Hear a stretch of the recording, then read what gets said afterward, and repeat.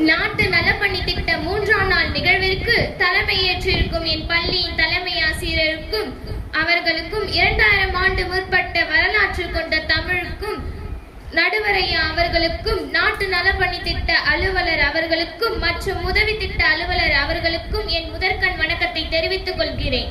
இப்பொழுது என் உரையை நான் தொடர்கின்றேன். நடுவரையா, உங்களுக்கு செய்தித்தாள் வாசிக்கிற பழக்கம் இருக்கா? இருக்குது. செய்தித்தாள் வாசிக்கிற பழக்கம் இருக்குது. செய்தித்தாளை பார்த்த உடனே எடுத்த உடனே கொலை கொள்ளை திருடு. ஆமாங்கய்யா, முன்பெல்லாம் செய்தித்தாளில் குற்றவாளிகள் வயது 35 தான். ஆனால் இப்பொழுது 20 வயதுக்குள் இருக்கிறது. இதற்கு காரணம் சமூக ஊடகங்கள் என்பதை தெரிவித்துக் கொள்கிறேன் உங்கள்கிட்ட. ஊடகங்கள் எதுவும் இன்றையதானே இருந்தன. இந்த காலத்தில் இணையதள இல்லாமல் ஒரு உண்மையான நட்பு இருந்தன.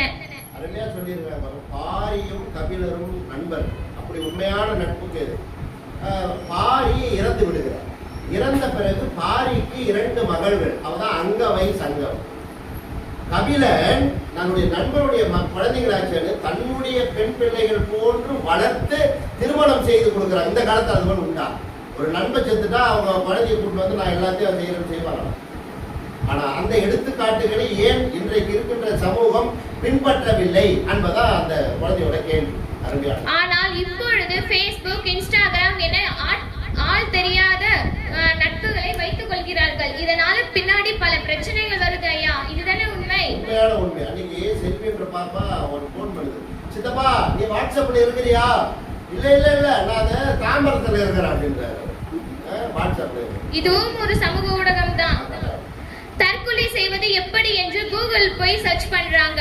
அதுக்கு என்ன தெரியும் உன்னுடைய வயது என்ன, உன்னுடைய மனநிலை என்னன்னு? அதுக்கிட்ட போய் கேட்டா அது எப்படி பண்ணுவது என்று கூறுகிறது ஐயா. அதான் வாயை போனையத்தான் வச்சுக்கிட்டு எடுக்கலாம் செல்ஃபி இல்லையா? நம்ம எடுக்கிறது அதெல்லாம் எழுதலாம். வாட்ஸ்அப் ஸ்டேட்டஸ் போற நமக்கு குடும்ப ஸ்டேட்டஸ் தெரியாம போகுது.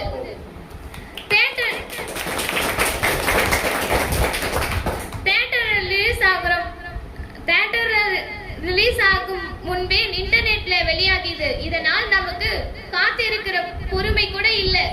இதனால் மாணவர்களும் இளைஞர்களும் காத்திருக்கும் நன்றி.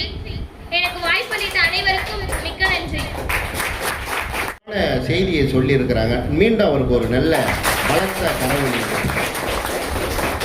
எங்கம்மா நீங்க சீரழிக்கிறதுன்னு வந்து பேசிட்டு போயிருக்கிறீங்க. எந்த காலத்துல நீ வாழ்ந்துட்டு இருக்கிற? நீ அந்த காலத்துக்கே போகலாம். 10 செருப்பு தேஞ்சி பொண்ணு பார்த்துக்கின்னு லெட்ரு போட்டுக்கின்னு பதில் லெட்ரு எழுதி இந்த லெட்ரு போய் சேர எவ்வளோ நாள் ஆகும்? யாருன்னா ஒருத்தர் இறந்துட்டா சைக்கிள் கொடுத்து அனுப்புவாங்க. அவர் போய் திரும்பி வர சாயந்தரம் ஆகும். எந்த காலத்தில் இருக்கிற? இல்லை இல்லை, நாங்கள் எல்லாம் அப்டேட்டோட இருக்கிறோம். நீங்கள்லாம் என்ன கிட்ஸு? நீங்கள் 2K கிட்ஸு. அந்த அளவிலே நாங்கள் எங்களுடைய வாழ்க்கையை சமூக ஊடகங்கள் சீர்படுத்துகிறது என்று பேசுவதற்கு திரு ஏமலதா அவர்களை உங்களுடைய கரவொலியோடு அழைக்கிறேன். நாட்டு நலப்பணி திட்டத்தின் 3ஆம் நாள் நிகழ்வை தலைமையேற்றிருக்கும் எம் பள்ளி தலைமை ஆசிரியர் அவர்களுக்கும் என்னுடைய தாய்மொழியாம் தமிழுக்கும் நடுவர் அவர்களுக்கும் தோழிகளுக்கும் என் இனிய வணக்கங்கள். நடுவர் அவர்களே, மனிதன் முதலில் நெருப்பை கண்டுபிடித்தான். அவன் வாழ்க்கையை ஒளி பெற ஆரம்பித்தது. அடுத்ததாக சக்கரத்தை கண்டுபிடித்தான். அவன் வாழ்க்கை நகர ஆரம்பித்தது.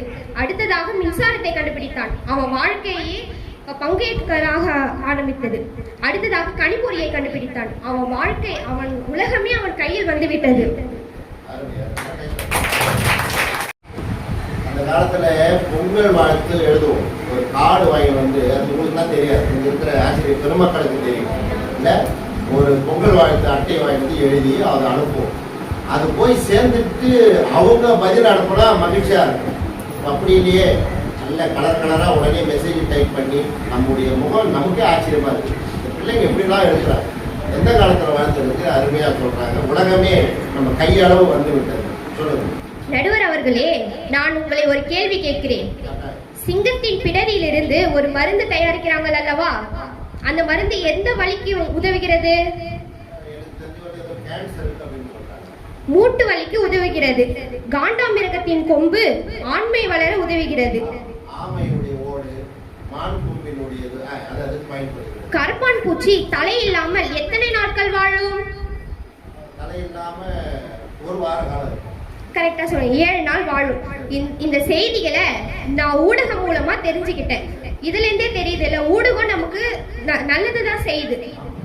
அதாவது ஒரு கொஸ்டினுக்கு சந்தேகம் வந்துச்சுன்னா அதை படிச்சு அலெக்சாவா ஒரு இப்போ சொன்ன உடனே வந்து அப்போ நாம வந்து அந்த யூடியூப்ல நம்ம அதெல்லாம் பார்த்துக்கிறோம். இப்போல்லாம் எல்லாரும் வளவலன்னு பேசாம சிம்பிளா அப்படியே கொஞ்சம் வார்த்தையிலேயே முடிச்சிடுறாங்க. இப்ப நம்ம எதனா ஒரு வார்த்தை சொல்லணும், அதுக்கு இமேஜஸ் வச்சு சொல்றாங்க. அந்த மாதிரி 8ஆம் வகுப்பு ஒரு படிக்கிற பையன் ஒரு மணி நேரம் தலைவர் பேச வேண்டிய ஒரு பேச்சு அவர் அந்த பையன் வந்து 4 வரியில கவிதையா ஒரு பாட்டில் பேசுற மாதிரி பேசியிருக்காரு. ஆமா, என்னுள் இருப்பதை எல்லாம் நீ குடித்து விட்டாய், நான் காலி, நான் உன்னுள் இப்போது வந்து விட்டேன், இனி நீ காலி.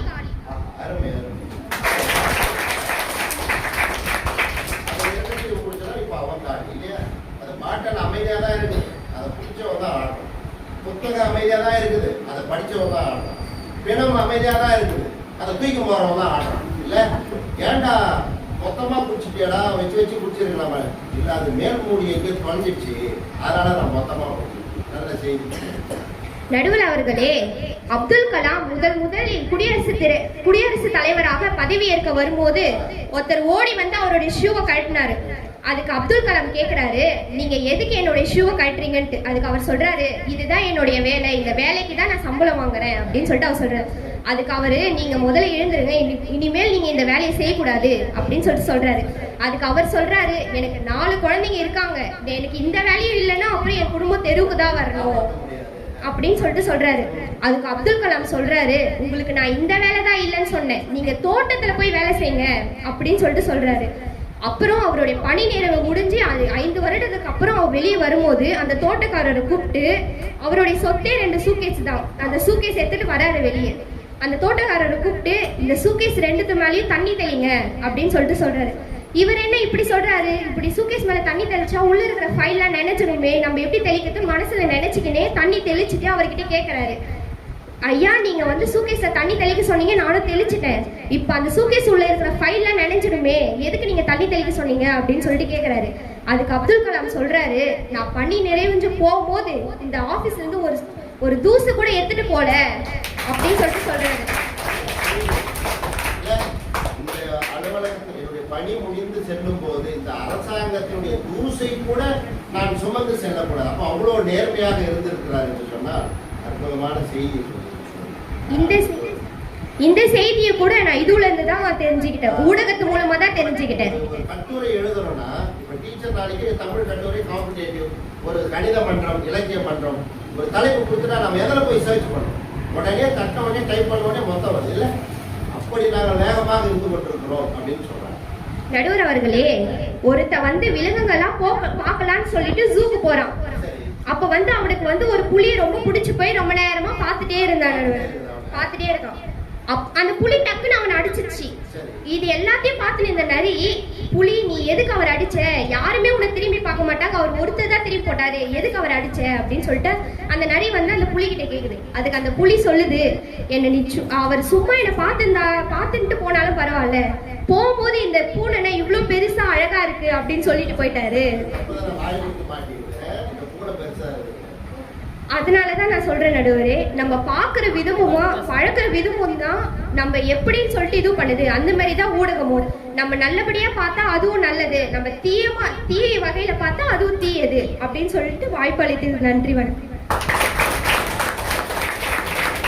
நல்ல செய்தியை ஹேமலதா அவங்க சொல்லியிருக்கிறாங்க. அதை சொல்றேனே, குழந்தைகள் இது முதல் மேடை. இந்த மேடை வந்து இந்த குழந்தைங்களுக்கு கொடுத்துட்டு அடுத்தடுத்து நான் அடுத்தது பேசுகிறேன்னு அவங்க வேகமாக வருவாங்க. அந்த மேடையை ஏற்படுத்திய பெருமை தலைமை ஆசிரியருக்கும், ஆசிரியர் நல்ல சீர்படுத்துகிறது அப்படின்னு அந்த குழந்தை நல்லா பேசி, இப்போ சீரழிக்கிறது என்று பூங்கொடி. ஆமாம், எப்படி சீரழிக்கிறது அப்படின்னா, நான் அன்னைக்கு டிவி பார்த்துட்டே இருந்தேன். அந்த விளம்பரம் நீங்கள்லாம் பார்த்தீங்கன்னா சரி இருக்காதுன்னு நான் நினைக்கிறேன். அதுக்காகத்தான் எதெல்லாம் பார்க்கணும், எதை பார்க்கக்கூடாது, எதெல்லாம் நம்ம ஏற்றுக்கணும் அப்படின்னு தான் நம்முடைய வாழ்க்கை. அதுக்கு தான் அந்த தலைப்பு வச்சிருக்கேன். அப்போது அந்த விளம்பரம் வருது, அந்த விளம்பரம் பார்க்கும்போது ரொம்ப கஷ்டமாக இருக்குது. ஒரு ஆபாச காட்சின்னு வச்சுக்கேன்.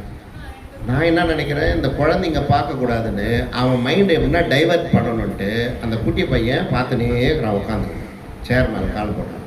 நான் சொன்னேன், இந்த காட்சி வருது, இந்த குழந்தை பார்க்கக்கூடாதுன்னு. டே குட்டி கண்ணை மூடு அப்படின்னு சொன்னேன். அவன் குடுகுடுன்னு உடையாது, ஏன் கண்ணை மூடுறான்? பசங்க எவ்வளவு வேகமாக இருந்துட்டு இருக்கிறாங்க. அப்போது சீரழிக்கின்ற நிலை எப்படி இருக்கு? ஒன்றும் இல்லை, ஒரு பாப்பா உங்களை மாதிரி +2 படிக்கிற பாப்பா, கொஞ்சம் வசதியான குடும்பம், அவங்க அப்பா அம்மா வெளிநாட்டில் இருக்கிறாங்க. ஒரு ஆட்டோ வந்து ஏற்பாடு பண்ணிட்டாங்க. அந்த குழந்தை ஸ்கூலுக்கு போயிட்டு வரும், ஒரு மெட்ரிக்கில் படிக்குது. மீண்டும் ஈவினிங் ஆனால் அந்த குழந்தைய வீட்டுக்கு கொண்டாந்து விடணும்.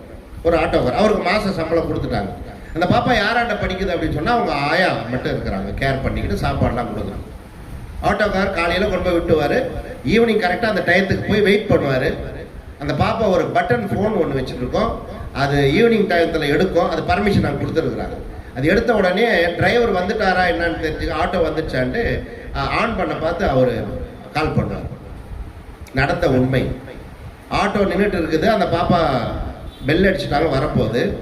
உடனே ஆட்டோ டிரைவர் எடுத்து அந்த பாப்பாவுக்கு நம்பர் போடுறார். இவர் வச்சுக்கிறது ஆண்ட்ராய்டு ஃபோன்.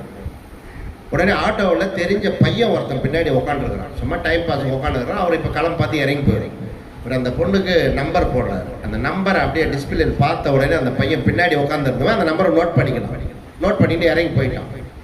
மறுநாள் அவன் ஃபோனில் இருந்து அந்த வீட்டில் வந்தோடனே அந்த பொண்ணு அந்த டச் இல்லை, மொபைல் இந்த பட்டன் ஃபோன் இல்லை, பார்க்கும் இல்லை. உடனே அவன் மெசேஜ் அனுப்புறான் இல்லையா, யூ லுக்கிங் ஸோ ஸ்மார்ட் அப்படின்னு ஒரு டைப் பண்ணி மெசேஜ் அனுப்பும். உடனே அந்த பொண்ணுக்கு ஆச்சரியம், இந்த மாதிரி மெசேஜ் யார்? அப்பா அம்மா வெளிநாட்டில் இருக்கிறாங்க, இங்கே யாரும் உறவினர்கள் இல்லை, நமக்கு சொந்தக்காரர் இருந்தால் கூட நமக்கு ஃபோன் தானே பண்ணுவாங்க, இந்த மாதிரி மெசேஜ் அனுப்பலையே யாரும் அப்படின்னு பார்க்குது. பார்த்துட்டு அப்படியே பயந்து போயிடுது. ஃபஸ்ட்டு அந்த மெசேஜ் படிக்குது வாழ்க்கையில். அப்புறம் உடனே இந்த பாப்பா என்ன பண்ணுது, ஹூ ஆர் யூ அப்படின்னு பதில் அனுப்புது. அதுக்கப்புறம் உடனே அவன் அனுப்புகிறான், your dress is very smart அப்படின்னு அனுப்புகிறான். இவன் எங்கேயோ நோட் பண்ணியிருக்கிறான். இந்த சாட்டர்டே சண்டேவில் அந்த பொண்ணு டியூஷன் போகிறதையோ அல்லது அந்த ட்ரெஸ்ஸையோ பார்த்து இப்படி மெசேஜ் தொடர்ந்து பரிமாறிக்கொள்ளுகிறார்கள். நல்ல குடும்பத்தில் இருக்கின்ற குழந்தை தேவையில்லாத ஒரு செய்திகளை பார்க்கின்ற போது அது மாறிவிடுகிறது. உடனே அவனுக்கு மீண்டும் பதில் அனுப்புகிறது. அவன் சொல்லுகிறதுக்கெல்லாம் எஸ் சொல்லுகிறது. உடனே மீட் பண்ணுறதுக்கு வர சொல்கிறான், வருது.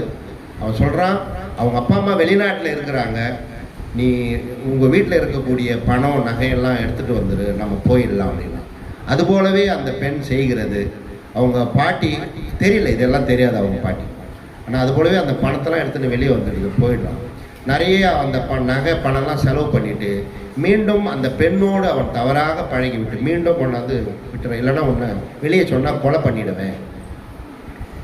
அப்போ அந்த குழந்தை வெளியே சொல்ல முடியல. தான் செய்த தவறுகளையும் வெளியே சொல்ல முடியும். யாராண்ட சொல்ல முடியும்? டீச்சராண்ட சொல்ல முடியுமா? இல்லை அவங்க பாட்டியாண்ட சொல்ல முடியுமா? இல்லை ஃபோன் பண்ணி அவங்க அப்பா அம்மா வெளிநாட்டுக்கு சொல்ல முடியும்? அவங்க நிலைமை என்ன? இதற்கெல்லாம் காரணம் என்ன? மாதிரி எவ்வளோ கிரிமினலாக அந்த நம்பரை நோட் பண்ணியிருக்கோம். இப்படி இன்றைக்கு சூழலில் இந்த குழந்தைகள் எல்லாம் சீர்கெட்டு விடக்கூடாது என்பதற்காகத்தான் இந்த தலைப்புகளை நாம் ஆராய்வதற்கான நிலை இருக்குது. நான் பேசுவதற்கு குழந்தைகள் பேச வேண்டும், நல்ல கருத்துக்களை சொல்ல. இப்பொழுது செல்போன் ஊடகங்கள் வந்து சீரழிக்கிறது என்று பேசுவதற்காக பூங்கொடி அவர்கள் உங்களுடைய கைத்தட்டலோடு. நாட்டு நலப்பணி திட்ட 3ஆம் நாள் நிகழ்விற்கு தலைமை ஏற்றிருக்கும் எம் பள்ளி தலைமை ஆசிரியர் அவர்களுக்கும், நம்மை வாழ வைக்கும் தமிழுக்கும், நல்லதொரு தீர்ப்பை வழங்க வந்திருக்கும் நடுவர் ஐயா அவர்களுக்கும், நாட்டு நலப்பணி திட்ட அலுவலர் அவர்களுக்கும், உதவி திட்ட அலுவலர் அவர்களுக்கும் முதற்கண் வணக்கத்தை தெரிவித்துக் கொள்கிறேன். ஸ்மார்ட் போன் போல் ஸ்மார்ட்டாக அமர்ந்திருக்கும் தோழர்களே, ஐபோன் போல் அழகாக அமர்ந்திருக்கும் ஆசிரியர்களே, கூகுளை போல் குழுவாக அமர்ந்திருக்கும் நடுவர் அவர்களே, ஊடகங்கள் கூர்மையான கத்தி போல பக்குவமாய் பயன்படுத்த வேண்டும்.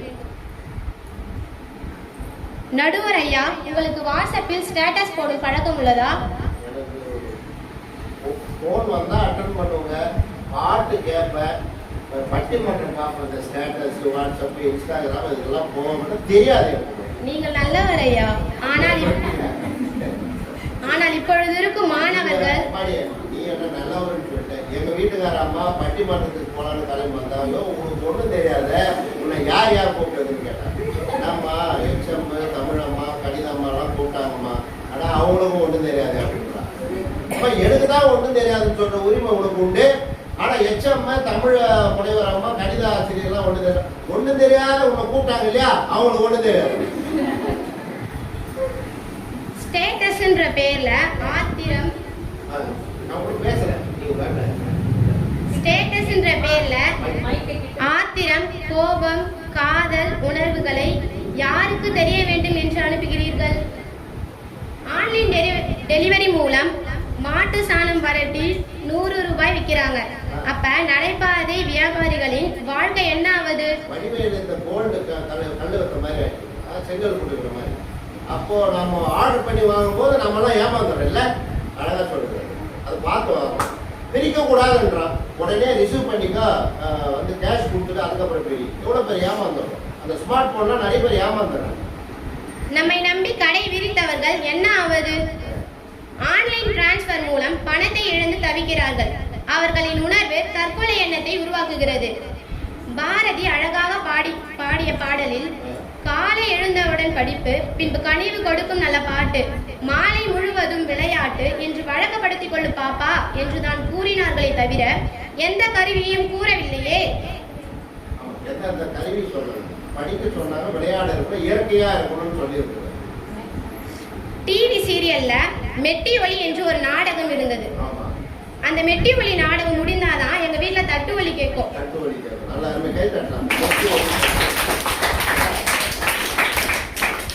சித்தின்னு ஒரு நாடகம் இருந்தது. அவரு சாப்பிட வந்தாரு.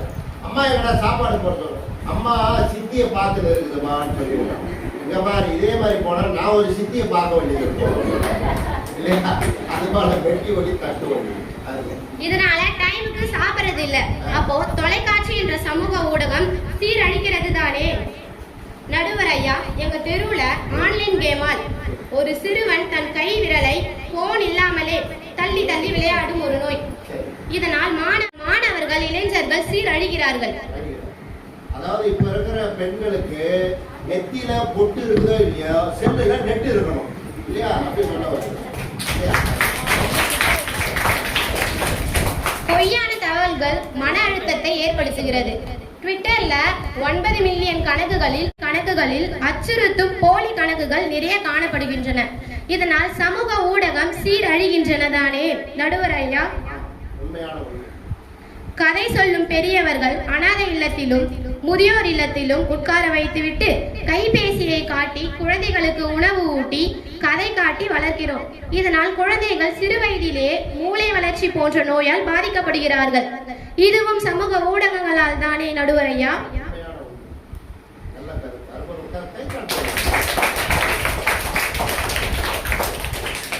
நீ உட்காந்துக்கு எப்படி இருக்கு தெரியுமா? சின்ன குழந்தைங்களுக்கு டீச்சர் பாட்டு கற்றுக் கொடுக்குறாங்க. கைவி சம்மா கைவீசு, எல்லாரும் கை கட்டி கைவி சம்மா, கை கட்டி எல்லாரும் கைவி சம்மா கைவீசு, எல்லாரும் கை கட்டிட்டு எப்படி கைவி சம்மா குழந்தை கைவீசுன்னு அதை பாடணும். அவங்க பேச பார்த்து நீங்க கேட்க. எனவேதான் நான் சமூக ஊடகங்கள் மாணவர்களையும் இளைஞர்களையும் சீரழிக்கிறது என்று கூறுகிறேன். எனக்கு வாய்ப்பளித்த அனைவருக்கும் நன்றி கூறி விடைபெறுகிறேன். நல்ல கருத்து. சிறிய வயதிலே அந்த பையனுக்கு ஒரு வயசான ஒருத்தர், அவருக்கு பல்லு போனா கூட பரவாயில்ல, செல்லு போகக்கூடாது. முதல்ல காலையில் எழுந்த உடனே பல் தொடங்குறாரோ இல்லையோ செல்லு தடவுறாரு. அப்போ ஊடகங்கள்ல செல்போன் எப்படி இந்த மாணவர்களை சீரழிக்கிறது மிக அருமையா சொல்லியிருக்கிறாங்க. அந்த குழந்தை சொன்னதை பார்த்தா செல்போன் இப்படி மாணவர்களை சீரழிக்கிறது. கோவம் வரத்தானே செய்யும். செல்போன் நிலை பாரு, ரொம்ப வருத்தப்பட்டு பேசிடுவீங்க. அதனால இந்த செல்போனை நானும் ஒரு பாட்டை சொல்லணும்னு இந்த சபையில.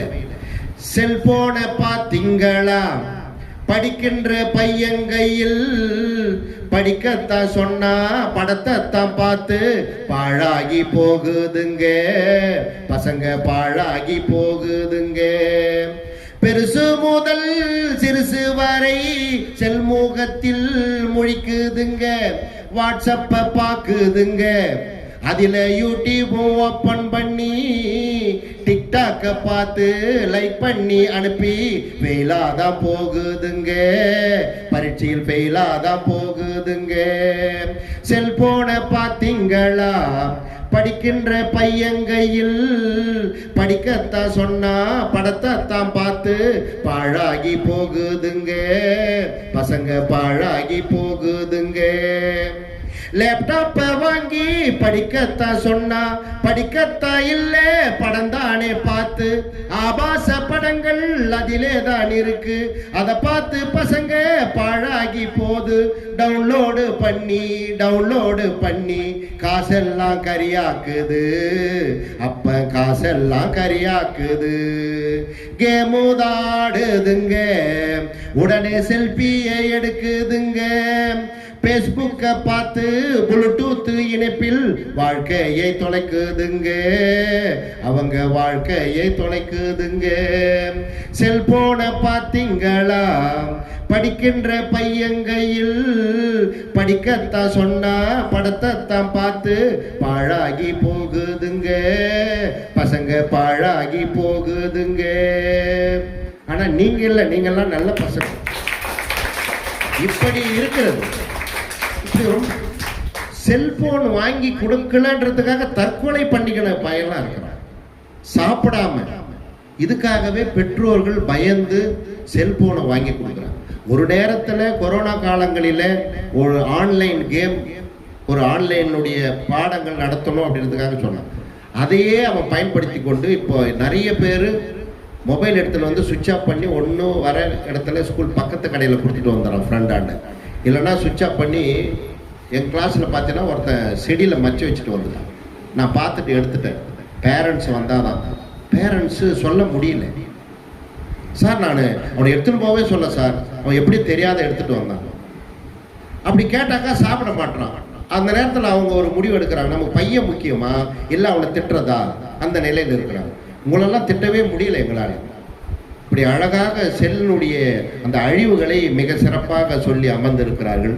இல்லை ஊடகங்கள் இப்பொழுது சீர்படுத்துகிறது என்று பேசுவதற்காக அடுத்த பேச்சாளர் மோனிகா அவர்களை நான் அன்போடு அழைக்கிறேன். உங்கள் கரவொலியோடு.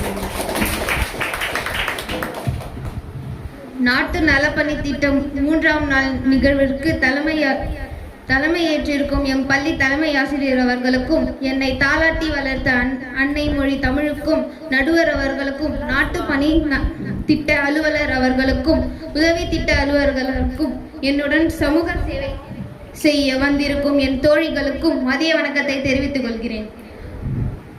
ஒரு சமூகம் நேற்று முன் எப்படி இருந்தது என தெரிய வேண்டுமா? நூலகம் செல்லுங்கள். நாளை எப்படி இருக்க வேண்டும் என்று தெரிய வேண்டுமா? ஆலயம் செல்லுங்கள். இன்று எப்படி இருக்கிறது என்று தெரிய வேண்டுமா? மாணவர்கள் பயிலும் வகுப்பறைக்கு செல்லுங்கள். நிகழ்காலத்தின் கண்ணாடி இளைஞர்கள் தான்.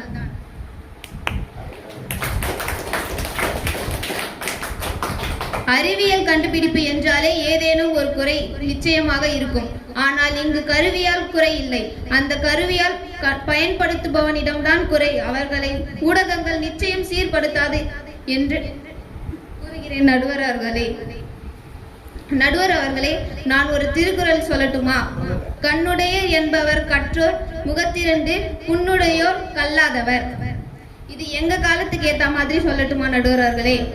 கண்ணுடையோர் என்பவர் வாட்ஸ்அப், ஃபேஸ்புக் கற்றோர், முகத்திரண்டு புண்ணுடையோர் இதை கல்லாதவர். எப்படி இருக்கிறது நடுவர்களே?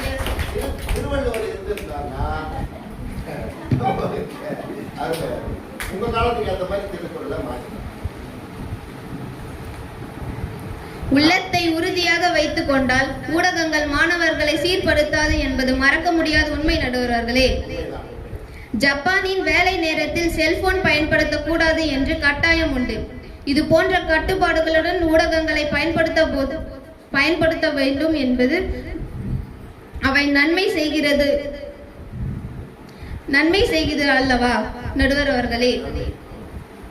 அறிவை விரிவு செய், அகண்டமாக்கு, விசால பார்வையால் விழுகு மக்களை என்ற மகாகவி பாரதிதாசன் அந்த அறிவும் விசால பார்வையும் வழங்குவன ஊடகங்கள் தானே. அதை எப்படி சீரழிக்கிறது என்று கூற முடியும்? கூகுள் ஒரு திறந்த வெளி பல்கலைக்கழகம் அல்லவா நடுவர் அவர்களே? திரைப்படம் எப்படி தீமைகள் என்று சொல்கிறீர்கள்?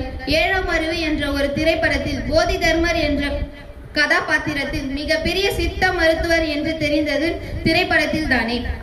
அதை எப்படி தீமை என்று சொல்கிறீர்கள் நடுவர் அவர்களே? ஏழாம் அறிவுல அந்த சித்த வைத்தியங்களை நாம தெரிஞ்சுக்கணும். அந்த படத்தை பார்த்த உடனே காலகட்டத்தில் அலர்ட் செய்து மக்களை எச்சரிக்கை செய்தது ஊடகங்கள் தானே நடுவர் அவர்களே?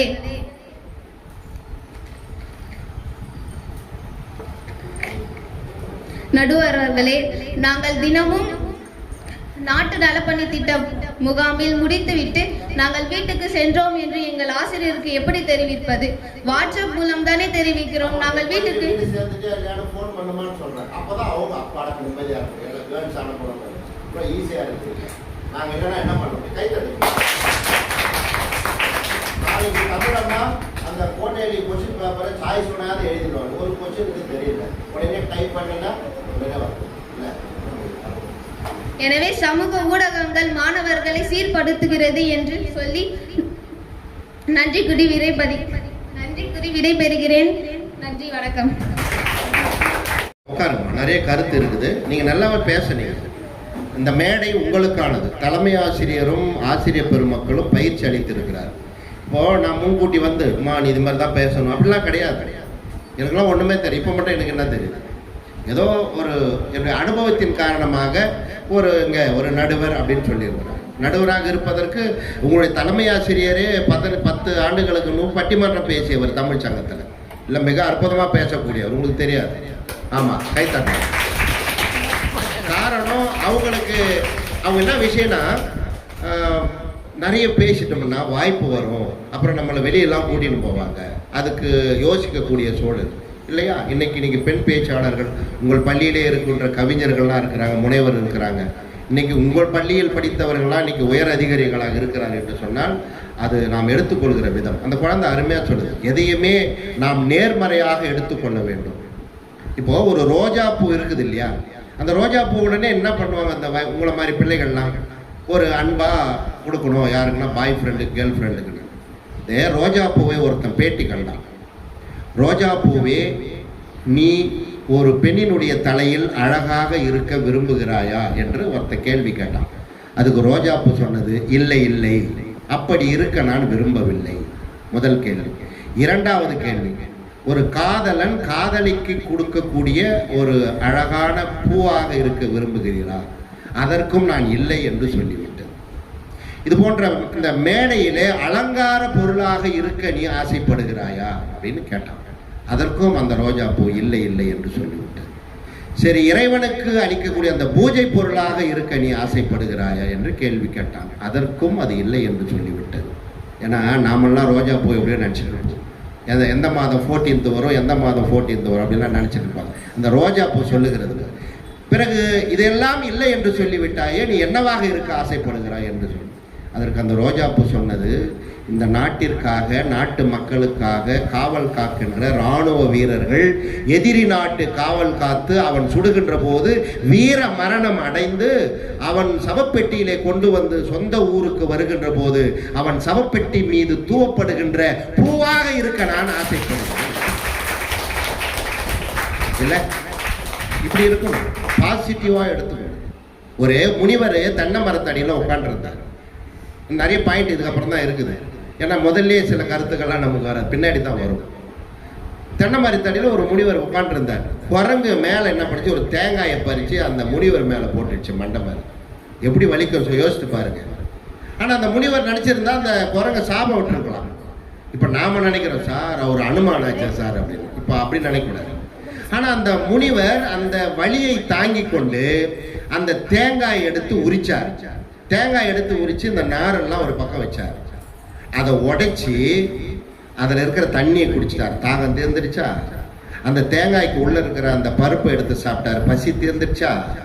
அந்த ஓட்டை எடுத்து வச்சுக்கினார், சாதம் வாங்கி சாப்பிட்லான்னு. அது பயன்பட்டதா?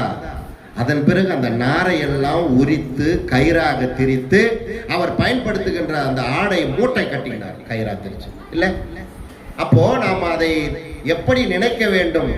அதை வந்து நேர்மறையாக நினைக்கின்ற போது நாம் சிறப்பாக. ஆனால் இந்த ஊடகங்களை பார்த்தெல்லாம் நம்ம ஏமாந்து விடக்கூடாது. அந்த அளவிலே நல்ல செய்திகளை அவர்கள் நாங்கள் சீர்படுத்துகிறது என்று கூறியிருக்கிறார்கள். இல்லை சீரழிக்கிறது என்று பேசுவதற்காக மூன்றாவது பேச்சாளர் வித்யா அவர்களை அன்போடு உங்களுடைய கைத்தட்டலாம். நாட்டு நலப்பணி திட்டம் 3ஆம் நாள் நிகழ்விற்கு தலைமை ஏற்றிருக்கும் எம் பள்ளி தலைமை ஆசிரியர் அவர்களுக்கும் முத்தமிழ் இலக்கியங்களை மிகுதியாக கொண்ட எம் தமிழுக்கும் நடுவர் அவர்களுக்கும் திட்ட அலுவலர் பணி திட்டத்திற்கு வருகை புரிந்த அனைவருக்கும் வணக்கம். வாட்ஸ்அப்பில் கலந்து, ஃபேஸ்புக்கில் இணைந்து, வைஃபையில் பிணைந்து, மெசேஜில் அறிந்து, ஷேட்டில் பகிர்ந்து நேரத்தை தொலைக்கும் எதிரணியர் மாணவர்களை ஊடகங்கள் சீர்படுத்துகிறது என்று எப்படி கூறுவார்கள் நடுவர் அவர்களே?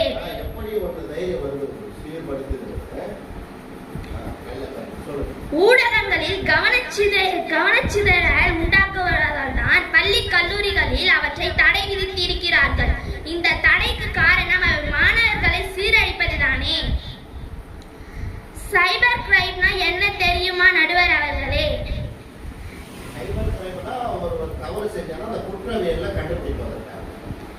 நீங்க தேவையில்லாம அழுத்திட்டீங்கன்னா உங்க அக்கவுண்ட் சைபர் ஆகிவிடும். அதாவது உங்க மொபைல்ல யாராச்சும் தெரியாத எண்ணிலிருந்து அழைப்பு வந்தால் அந்த அழைப்பை அழுத்தினால் அவர்கள் உங்களுக்கு லாட்டரி அடிச்சிருக்கு 10,000 ரூபாய் அப்படின்னு சொல்லி அந்த எண்ணை அழுத்த சொன்னால் அழுத்தக்கூடாது. அப்படி அழுத்தினால் உங்கள் அக்கவுண்ட் சைபர் ஆகிவிடும்.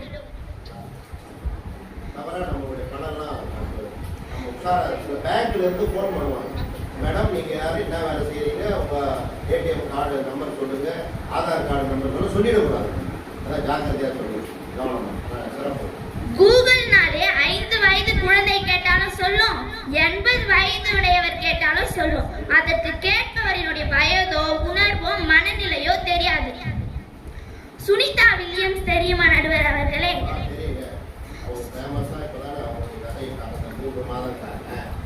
சுனிதா கிருஷ்ணன் தெரியுமா நடுவர் அவர்களே? அவர் 2014ஆம் ஆண்டு சுனிதா கிருஷ்ணன் என்ற பெண்ணுக்கு பத்மஸ்ரீ விருது வழங்கிய செய்தி யாருக்கு தெரியும்? தேவையற்ற செய்திகளையே திரும்ப காட்டி மாணவர்களை சீரழிக்கிறது. இன்டர்நெட், ஃபேஸ்புக் இவற்றின் தலைநகரம் அமெரிக்கா. இது பணக்கார நாடுகள்ல ஒன்றாக இருக்கிறது.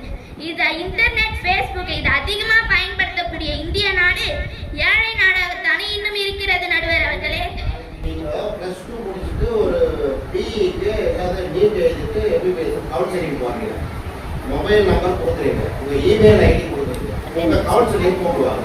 நீங்க நேராக பார்த்துட்டு இருக்கீங்களா, இல்லை வீட்டுக்கு லெட்டர் வரும்னு பார்த்துட்டு இருக்கீங்களா, இல்லை மொபைல பார்த்து?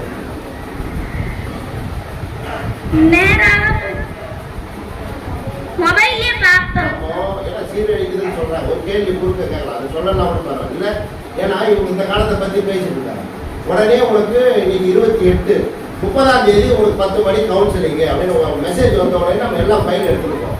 அப்போ இவங்க சீரழிக்குன்னு சொல்ல பார்த்து இந்த கேள்வி அவங்க கேட்க முடியும் இல்லையாமா? பேசுங்க. மாணவர்களை அதிகம் நேசித்தவர் டாக்டர் அப்துல் கலாம்.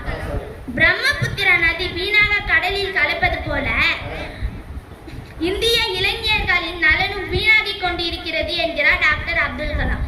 எனவே ஊடகங்கள் சீரழிக்கிறது தானே நடுவர் அவர்களே. செல்போனை தலையணை கீழ் வைத்து உறங்குகிறார்கள் நம் மாணவர்கள். இதனால் பல நோய்கள் நமக்கு உருவாகின்றன இல்லையா? குழந்தைக்கு தாலாட்டு பாட்டே பாருங்க, மொபைல்ல வச்சுட்டு மொபைல் கொடுத்துருக்காங்க. சப்போஸ் அம்மா பாடுச்சுனாக்கா குழந்தை எழுந்து வாயை போடுவாங்க, மொபைல் கொடுப்பாங்க, பாட்டு இல்ல. யூடியூப்ல ஸ்கிப் ஆட் கொடுத்து சலிப்பு தட்டுது. ஒரு விஷயத்தை முழுமையா தொடர்ச்சியா பார்க்கவே முடியவில்லை.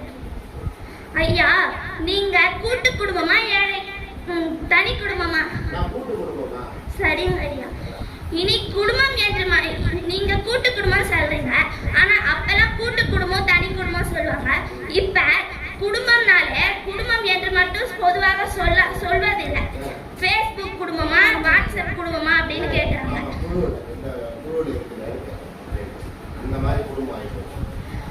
உலோகத்தில் செய்த எந்திரம் உலகத்தில் செய்கிறது தந்திரம் என்ற பொன்மொழியே போதுமே சமூக ஊடகங்கள் நமக்கு தந்திரங்கள் செய்கின்றன என்று. யூடியூப்னா என்ன ஐயா தமிழ்ல?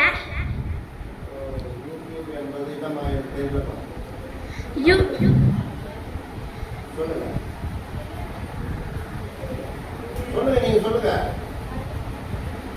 வலைத்தளம். ஆமாங்க ஐயா. யூடியூப் என்பது முகநூல். ஆமாங்க ஐயா. யூடியூப் என்றா வலையொலி. வலையொலினா நம்மள அதுக்குள்ளவே வளைச்சு வைக்குது. இப்ப யூடியூப்குள்ள போயிட்டோம்னா அதுக்குள்ள இருந்து வெளியவே வர முடியாத அளவுக்கு பண்ணுது.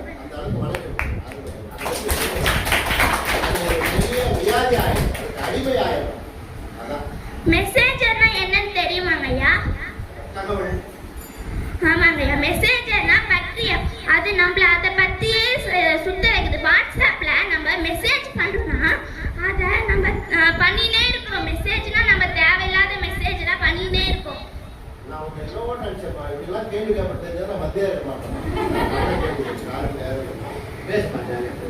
டெலிகிராம்னா என்னன்னு தெரியுமாங்க ஐயா? டெலிகிராம்னா தொலைவரியா?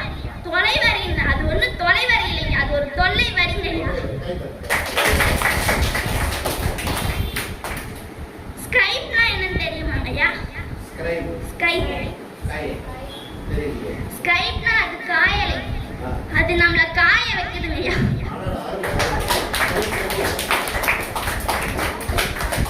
இதெல்லாம் தப்பு தப்புன்னு சொல்லி எதிர்த்து தேவைங்க. இதெல்லாம் தமிழாசிரியர் பல்கலைக்கழகம் அல்ல, பல்கலைக்கழகம் அப்படின்னு. அனைவருக்கும் நன்றி. சமூக ஊடகங்கள் வந்து மாணவர்களை சீரழிக்கிறது. நன்றி. நல்லா பேசிட்டு அது ஒரு யதார்த்தமா இருந்தது, ரொம்ப சிறப்பு. நான் அடுத்த குழந்தை உடனே நேரம் ஆகிட்டே இருக்கேன். கொஞ்சம் இது போல் பேசுறது ஜாலியாக உண்டு. நம்ம மேம் எடுத்து இதை யூடியூப்பில் போடுவாங்கன்றது அது அப்பாற்பட்ட விஷயம். நம்ம சக மாணவி நம்மளாம் கூட படிக்கிறவங்க ஜாலியாக பேசுகிறாங்க நல்ல செய்திகளை இல்லையா, நிறைய கருத்துக்கள் எல்லாம் தேடி எடுத்துருக்கிறாங்க. ஆனால் சீரழிக்கிறதுன்னு சொல்லியிருக்கிறாங்க. இல்லை சீர்படுத்துகிறது என்று பேசுவதற்காக மூன்றாவது பேச்சாளர் அம்ரீன் அவர்களை அன்போடு அழைக்கிறேன். உங்களுடைய தரவு. வணக்கம் நடுவர் அவர்களே. நடுவர் அவர்களே, நீங்க நல்லவரா கெட்டவரா?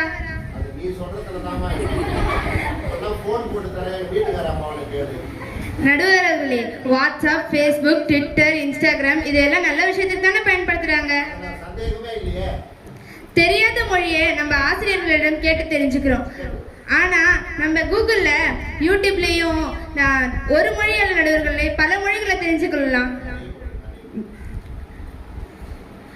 நம்ம புத்தகங்களை படிக்கணும்னா லைப்ரரி போனோம். ஆனா லைப்ரரியில இல்ல புத்தகம் அமேசான்ல தட்டின உடனே வந்துருது இல்லை நடுவர்களே. பல ஆப் மூலமாக போட்டோஸ் எடிட் பண்ணி போடுறோம் அழகாக. அதை பார்க்கும்போது சில பேர் நம்மள பாராட்டுவாங்க, ஐயோ ரொம்ப அழகா போட்டிருக்கீங்களேன்ட்டு. அவங்க பாராட்டி அடுத்தடுத்து அந்த மகிழ்ச்சியை நமக்கு தந்து போது அந்த காரியங்கள் தானே நடுவர்களே நம்மள மேலே ஏற்றி விடுது. 2000 ஆண்டுகளுக்கு முன்பு எழுதிய பாடல்களை தட்டா வந்து கவர்மெண்ட் எக்ஸாம் ரிசல்ட் தெரிஞ்சுதானே நடுவர்களே போன்ல சென்ட் பண்றாங்க.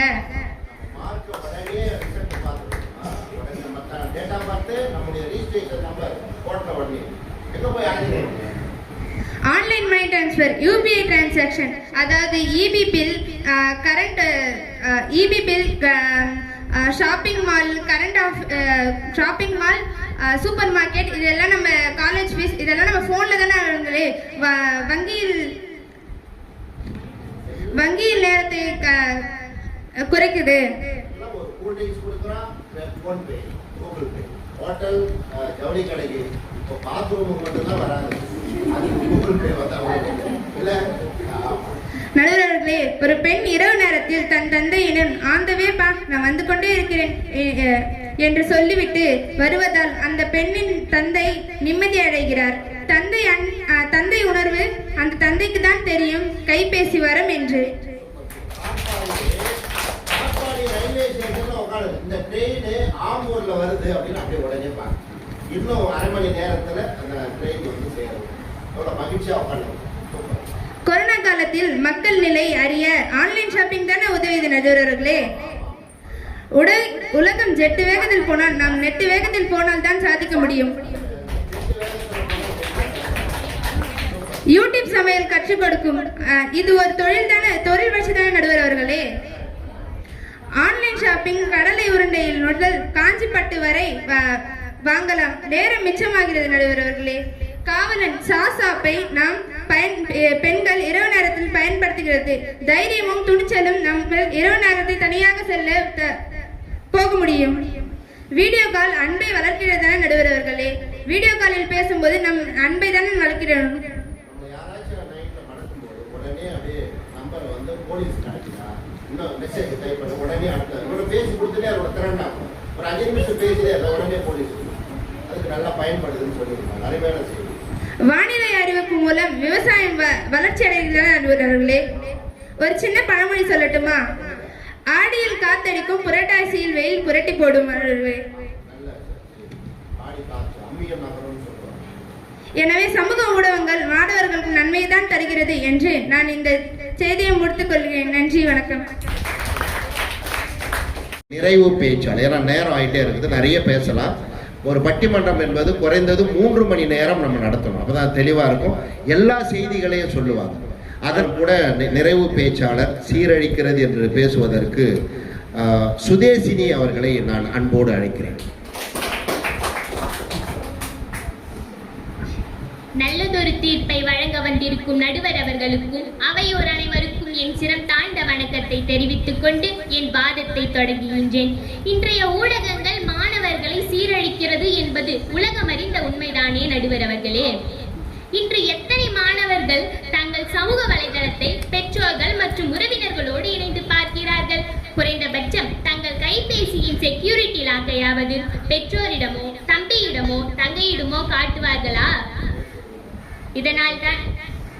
இதனால் தான் கூடா நட்பு அதிகாரத்தில் பல நல்ல கற்ற கிடைத்தும் மனம் நல்லார் ஆகுதல் மாணார்க்கு அரிது என்ற ஐயன் வள்ளுவன் வரிகளுக்கு இணங்க நீ 1000 அறிந்திருந்தாலும் அதில் இறுதியாக வரும் சிறு விளம்பரம் சிறுவனின் சிந்தனைகளை சிதைத்துவிடும் என்று கூறுகின்றார். அஞ்சுவதற்கும் அஞ்சாமல் அறிவிலி போல் நடந்து கொண்டால் கைபேசி கொலைக்கருவி கல்லறைக்கு வழிகாட்டி, கைபேசி கொலைக்கருவி கல்லறைக்கு வழிகாட்டி. தேவையற்றதை தேர்வு செய்து தெளிவுபடுத்த தேடி தேடி இன்று தேடிய தகவல் கிடைக்காமல் தேவையற்ற தகவல் வந்து குவிகின்றது. இதனால் நம் மனம் மலைப்பாய்கின்றது அல்லவா நடுவர் அவர்களே. சமூக ஊடகங்களான Facebook, Instagram, Twitter என்ற மாய உலகிலிருந்து மாணவர்கள் நிச்சயமாக வெளிவர வேண்டும். எது உண்மை எது பொய் என்று அடையாளம் கண்டு கொள்ள முடியாத அளவிற்கு குப்பையாய் குவிந்து கிடக்கின்ற இடம்தான் சமூக ஊடகம். நடுவர் அவர்களே, எங்க வீட்டு பக்கத்துல இருக்கிற தம்பி கிட்ட, தம்பி உனக்கு தமிழ் புக்கு பிடிக்குமா, இங்கிலீஷ் புக்கு பிடிக்குமா, மேக்ஸ் புக்கு பிடிக்குமா, எதை நீ விரும்பி படிப்பேன்னு ஆர்வமா கேட்ட நடுவர் அவர்களே. அதுக்காக நான் விரும்பி படிக்கிற ஒரே புக்குனா ஃபேஸ்புக்னு சொல்றான். பாட்டி சொல்ற ஸ்டோரி எல்லாம் போய் இன்னைக்கு இன்ஸ்டாகிராம்லயும் ஸ்னாப்சாட்லயும் ஸ்டோரி போடுற காலமா மாறி போச்சு நடுவர் அவர்களே. அந்த காலத்துல மாணவர்களுக்கு படிப்பு படிப்பு படிப்பு இது மட்டும்தான் தாரக மந்திரமா இருந்துச்சு. ஆனா இன்னைக்கு ஹை ஃப்ரெண்ட்ஸ், உங்களுக்கு இந்த வீடியோ பிடிச்சிருந்தா லைக் பண்ணுங்க, ஷேர் பண்ணுங்க, கமெண்ட் பண்ணுங்க, சப்ஸ்கிரைப் பண்ணுங்க, மறக்காம அந்த பெல் ஐகானை கிளிக் பண்ணுங்க என்பதுதான் தாரக மந்திரமா மாறி போச்சு.